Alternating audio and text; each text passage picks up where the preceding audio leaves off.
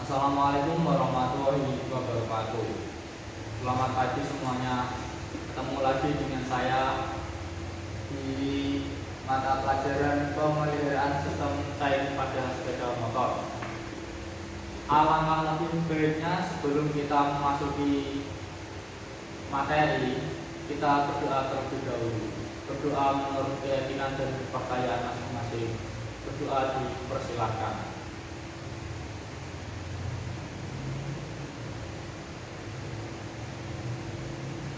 Doa selesai.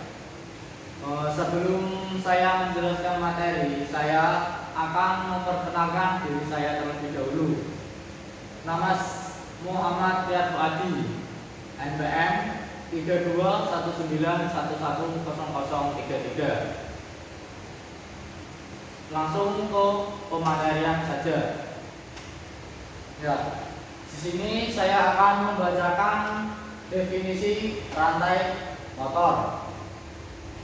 Rantai motor merupakan sebuah komponen yang berfungsi untuk menyalurkan tenaga putar dari mesin ke roda belakang melalui perantara gear. Namun umumnya penggunaan rantai motor ini masih digunakan pada motor sport dan motor bebek.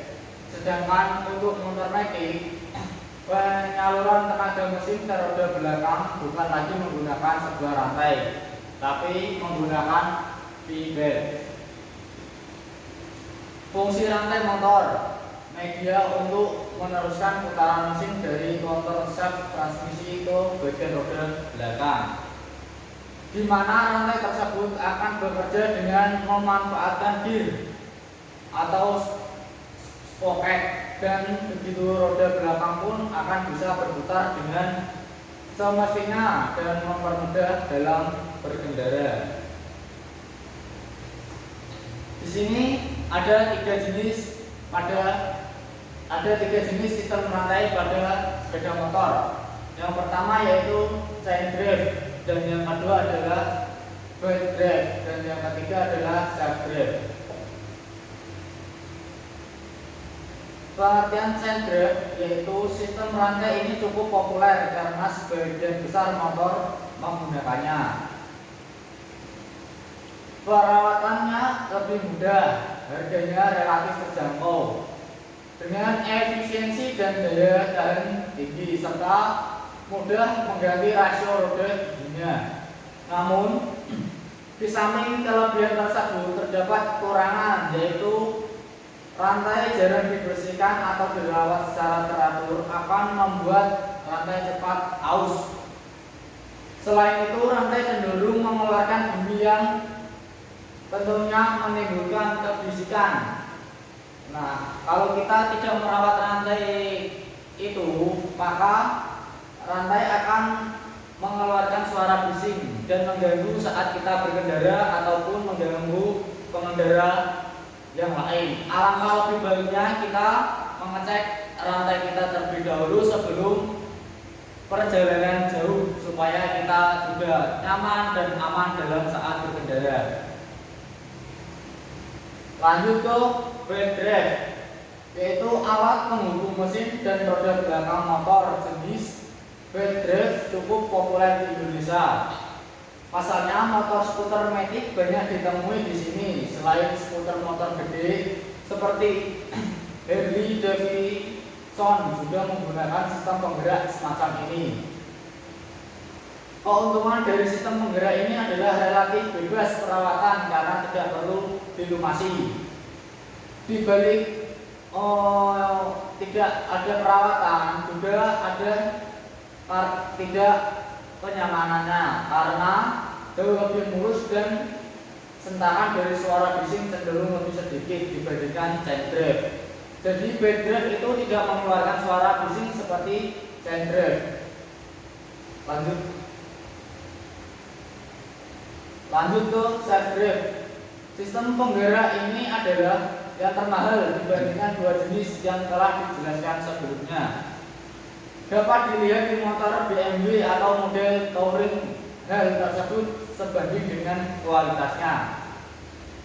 Yang terkenal canggih dan hampir tidak pernah membutuhkan perawatan, hanya perlu mengganti cairan pelumas di bagian dalam dan sebagian besar bagian dalam pun dirancang agar tahan lama. Namun demikian, kelemahan sistem penggerak ini adalah sulitnya menemukan penyebab kerusakan sehingga membutuhkan waktu yang lama, biaya perbaikan yang tinggi. Lanjut ke bagian-bagian rantai motor. Yang pertama adalah plat keluar. Rantai sepeda motor merupakan rangkaian pin yang saling bertautan pada bagian terluarnya. Terdapat outside atau plat keluar yang menyambungkan bagian-bagian luar bagian pin. Yang kedua adalah plat dalam, merupakan komponen memiliki fungsi sebagai penyambung antara plat bagian dalam dan pin yang membedakan dengan outer seat plate adalah posisinya yang ada pada dalam.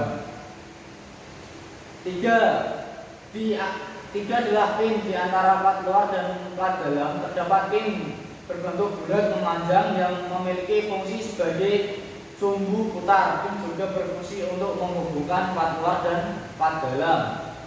Dan yang keempat adalah busing. Busing berbentuk bulat berongga yang nantinya akan menyelimuti pin di bagian dalam sehingga tidak bersentuhan langsung dengan roller. Posisinya ada di antara pin dan roller. Dan yang terakhir adalah roller, adalah komponen yang memiliki fungsi bersentuhan langsung dengan gerigi soket. Roller berbentuk bulat besi berongga yang berada di bagian terluar sehingga posisinya menyelimuti busing. Di sini bisa kita lihat adalah pin yang bagian luar ini dan roller adalah yang keluaran tempat ini. Terus yang plat adalah ini. Busing, gemuk, pin bisa dilihat di bagian gambar ini. Lanjut ke 3 penyebab rantai motor cepat kendur. Yang pertama adalah medan yang tidak rata dan bergelombang. Ya, kondisi jalan yang rusak atau tidak rata, hal ini bisa menjadi penyebab rantai motor kita menjadi cepat kendur. Dan yang kedua adalah kotoran pada rantai. Air hujan yang bercampur lumpur yang menggenang di jalan saat kita lewati terkadang menyemprot ke rantai motor kita. Karena lumpur inilah yang membuat kotoran di rantai motor menjadi semakin banyak. Kotoran pada rantai motor ini membuat deso atau bisa disebut dengan gemuk menghilang. Jika gemuk atau deso ini menghilang, maka rantai motor akan jadi cepat panas dan secara lama-kelamaan rantai motor akan mengendur saat keadaan dingin. Nah, di sini berarti ketika kita melewati genangan air yang berlumpur atau setelah hujan, alangkah lebih baiknya kita mengecek rantai kita supaya rantai kita tetap aman dan terawat dan juga tidak kendur. Lanjut ke 3, kelebihan muatan. Kelebihan muatan juga ini bisa menyebabkan kekenduran pada rantai motor karena terlalu berat sehingga jarak antar sambung rantai menjadi oblak. Lanjut ke 5 langkah mengencangkan rantai motor yang kendur. Langkah pertama yaitu standarkan motor dengan standar tengah. Terus ke kendurkan mur as roda menggunakan kunci yang sesuai dengan murnya. Dan yang ketiga, kendurkan baut berakat kaliper. Yang keempat, putar mur adjuster rantai. Dan yang kelima, kencangkan lagi semua mur baut dan jangan sampai ada yang kelewatan supaya aman saat dikendarai. Lanjut ke pemeriksaan rantai sepeda motor. Di sini pemeriksaan ada 5, dan yang pertama yaitu matikan motor, matikan mesin dan masukkan transmisi ke dalam posisi netral dan letakkan sepeda motor di atas standar tengah. Terus yang kedua adalah periksa jarak main bebas pada rantai dan roda yang di bawah, di tengah-tengah di antara kedua cakra rantai. Tegangan rantai harus disetel sedemikian rupa sehingga memungkinkan penggerak vertikal apabila didorong dengan jari tangan sebesar 5-25 mm. Dan yang ketiga adalah putar roda belakang pelan-pelan sementara memeriksa jarak main bebas rantai. Besar jarak main bebas rantai harus sama di beberapa tempat jika rantai hanya rendah di tempat tertentu saja. Berarti penggerakannya hal ini bisa dapat diatasi dengan melumasi rantai kembali. Dan yang keempat adalah periksa gigi cakra terhadap adanya keausan atau kerusakan ganti bila perlu. Kalau tidak perlu diganti, tidak usah diganti. Dan yang kelima, gantilah rantai roda atau cakra rantai apabila sudah aus atau rusak secara berlebihan. Jangan sekali-sekali menggunakan rantai roda baru dengan cakra rantai yang sudah aus, karena hal ini akan mengakibatkan rantai cepat aus. Jadi kalau mau ganti, sekalian ganti rantai dan juga cakranya ya, supaya tidak cepat aus salah satunya. Lanjut ke penyetelan rantai roda.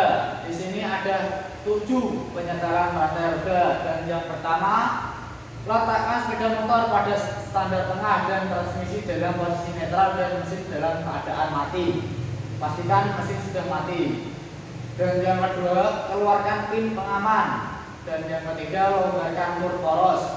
Dan yang keempat, longgarkan mur pengunci pada kiri dan kanan lengan ayun.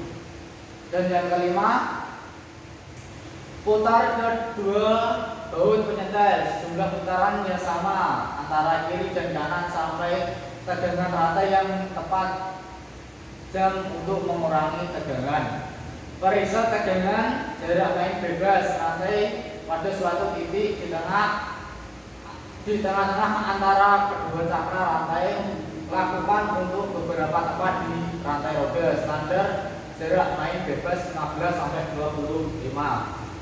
Dan yang keenam, perhatikan bahwa tanda petunjuk setelan rantai.